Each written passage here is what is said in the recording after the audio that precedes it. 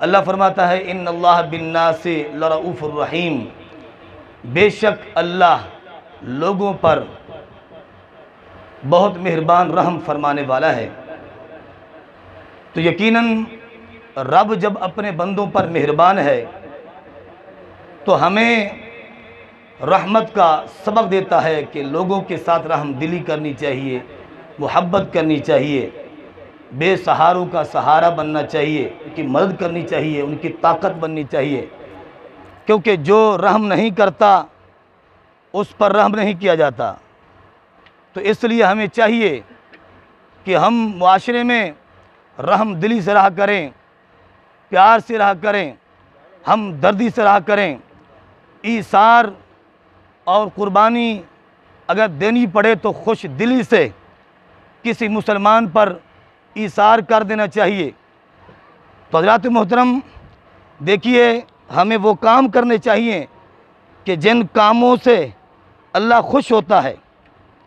ہمیں اس انداز میں زندگی گزارنی چاہیے کہ ہم دنیا سے جائیں تو ہمارا اللہ اور اس کے پیارے نبی علیہ السلام ہم پر خوش ہوں۔ آج دنیا میں انسان اکڑ کر چلتا ہے، وہ یہ سمجھتا ہے کہ میرے جیسا کائنات میں کوئی نہیں، میں بڑی شے ہوں، زمین پر اکڑ کر چلتا ہے، مگر زمین کہتی ہے کہ تجھے گھمنڈ کس چیز کا ہے، تو تکبر کس لحاظ سے کرتا ہے، منہا خلقناکم وفیہا نعیدکم، تو مٹی کی پیداوار ہے اور مٹی میں ہی تو نے جانا ہے۔ اور زمین آواز دیتی ہے کہ مجھ پر اکڑ کر نہ چلو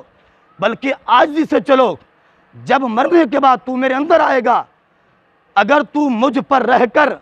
عاجزی سے چلتا رہے گا تو قبر میں تیرے لیے سکون ہوگا، میں تمہیں پیار دوں گی جس طرح ماں اپنے بچوں سے پیار کرتی ہے، قبر ماں کی طرح پیار کرتی ہے۔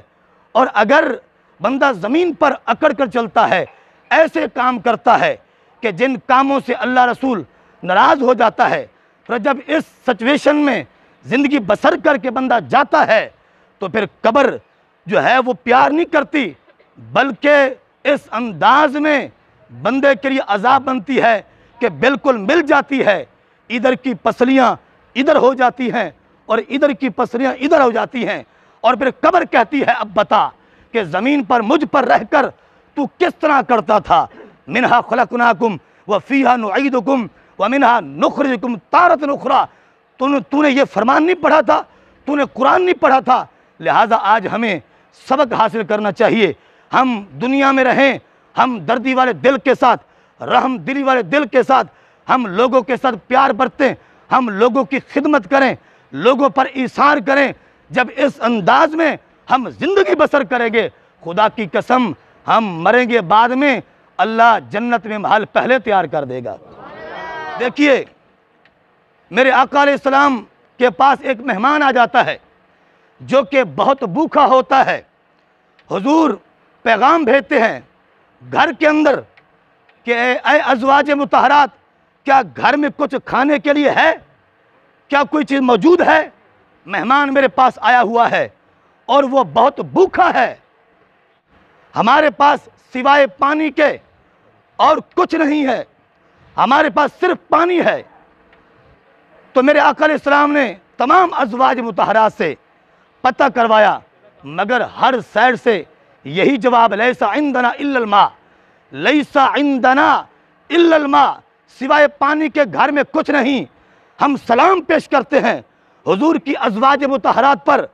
کہ گھر میں کھجوریں نہیں کھانے کے لیے، جو نہیں، آٹا نہیں، اشیاء خوردنوش نہیں ہیں، مگر پھر بھی زبان پر شکوہ نہیں آتا، وہ خوش ہیں، رب کا شکر ادا کرتی ہیں، کیونکہ وہ جانتی تھی اگرچہ کھجوریں نہیں، اگرچہ کھانے کے لیے ہمارے گھر کے اندر کچھ بھی نہیں ہے، مگر روزانہ رب کا تازہ قرآن تو نازل ہوتا ہے نا، روزانہ رب کا قرآن تو اترتا ہے نا، وہ زبان پر حرف شکایت نہیں لے کے آتی۔ جب یہ سچویشن ہوئی کہ گھر میں کچھ نہ تھا، حضور نے پھر اعلان کیا، اے میرے صحابہ، کوئی ہے جو اس مہمان کی مہمان نوازی کرے؟ تو ایک صاحب اٹھے جن کا نام تھا حضرت طلحہ انصاری رضی اللہ عنہ وہ اٹھتے ہیں اور کہتے ہیں آنا، میں اس مہمان کی عزت کروں گا۔ میرے آقا علیہ السلام نے مہمان کو بھیج دیا۔ اب اس صحابی رسول صلی اللہ علیہ وسلم نے گھر سے پتہ نہ کروایا کہ گھر میں کچھ ہے بھی صحیح یا نہیں ہے۔ جب گھر میں مہمان کو لے کر جاتے ہیں پھر گھر والی سے پوچھتے ہیں کیا گھر میں کچھ ہے،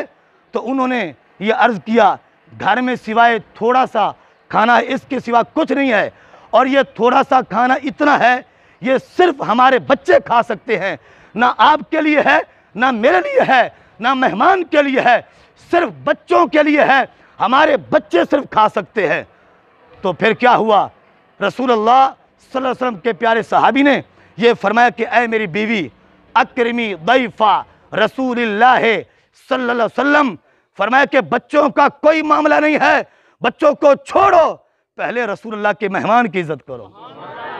حضور کے مہمان کی تعظیم کرو۔ اس کی تعظیم ہم پر واجب ہے، نہ تیرا مسئلہ ہے بھوکے ہونے کا، نہ میرا مسئلہ ہے، نہ ان بچوں کا مسئلہ ہے۔ ہم ان بچوں کے لیے کوئی اور سلسلہ کرتے ہیں ان کو بہلانے کا۔ سب سے پہلے کھانا تیار کر، اور اس کے بعد فرمایا کہ جب کھانا تیار ہو جائے بچوں کو سلا دو تھپکی دے کر، اور پھر جب مہمان کے سامنے کھانا رکھا جائے تو چراغ کو ٹھیک کرنے کے بہانے سے چراغ کو بجھا دینا اور برتن اٹھانے کی آواز کو پیدا کرنا، اور یہ محسوس کرانا منہ ہلا کر کہ اے مہمان تم کھا رہے ہو، ہم اندھیرے میں تیرے ساتھ ہم بھی کھا رہے ہیں۔ وہ کتنے عظیم مہمان نواز تھے، وہ مہمان کا پیٹ بھی بھرنا چاہتے تھے، اس کے ذہن کی ذہن سازی بھی کرنا چاہتے تھے۔ کہیں ایسا نہ ہو کہ یہ مہمان کھانا ہی نہ کھائے کہ جس گھر میں پیٹ بھر کے کھانا کھا رہا ہوں، ارے بھائی وہ خود بھوکے ہیں، ان کے بچے بھوکے ہیں، تو مہمان کے مہمان نوازی میں کوئی فرق نہ آ جائے، کیونکہ یہ کوئی عام مہمان تو نہیں ہے، یہ تو رسول اللہ کا مہمان ہے۔ اور کہا کہ ایسے ہی کرو، پھر ایسا ہی کیا گیا، کھانا تیار ہو گیا، بچوں کو سلا دیا گیا، کھانا جب سامنے رکھا گیا اور پھر چراغ کو ٹھیک کرنے کے بہانے سے چراغ کو بجھا دیا گیا، اور پھر آواز جبڑے جو خالی ہلا ہلا کر برتنوں کی آواز پیدا کی گئی، اور اس مہمان کو کہا آپ کھانا کھائیں، ہم بھی کھا رہے ہیں۔ تو مہمان نے پیٹ بھر کر کھانا کھایا۔ جب صبح دربار رسالت میں وہ صحابی جاتے ہیں مہمان کو لے کر، میرے آقا وہ ہیں بیٹھے فرش زمین پر ہوتے ہیں، خبر عرش بری کی دیتے ہیں۔ یہ وہ محبوب ہیں کہ جن کے اپنے گھر بھی ان کے سامنے نہیں بلکہ صحابہ کے گھر بھی حضور کے سامنے ہیں، اور تابعین تبع تابعین کے گھر بھی حضور کے سامنے ہیں، حتیٰ کہ ہمارے گھر بھی حضور کے سامنے ہیں۔ قیامت تک آنے والی تمام امت کے گھر حضور کے سامنے ہیں۔ اور پھر حضور نے صرف مہمان کو بھیجا ہی نہیں بلکہ حضور نے نگاہ بھی رکھی کہ میرے مہمان کے ساتھ کیا سلوک ہوتا ہے، اس کی مہمان نوازی کس انداز میں کی جاتی ہے۔ جب وہ مہمان پہنچتا ہے صبح اور وہ صحابی اس کو لے کر پہنچتے ہیں، حضور اس صحابی کو دیکھ کر مسکرانا شروع ہو جاتے ہیں، فرماتے ہیں اے میرے صحابہ، مجمع لگا ہوا تھا، فرمایا اے میرے صحابہ دیکھو یہ وہ صحابی ہے جو میرے مہمان کو لے گیا ہے، خود بھی بھوکا رہا، اس کی بیوی بھی بھوکی رہی، اس کے بچے بھی بھوکے سو گئے، مگر اس نے میرے مہمان کی یہ تعظیم کی ہے کہ اس کو پیٹ بھر کر کھانا کھلایا ہے۔ ضاحک اللہ اللیلۃ، اللہ اس عمل کو دیکھ کر ساری رات مسکراتا رہا ہے۔ اللہ اکبر یا رسول اللہ،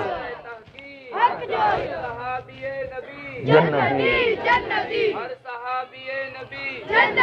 جنتی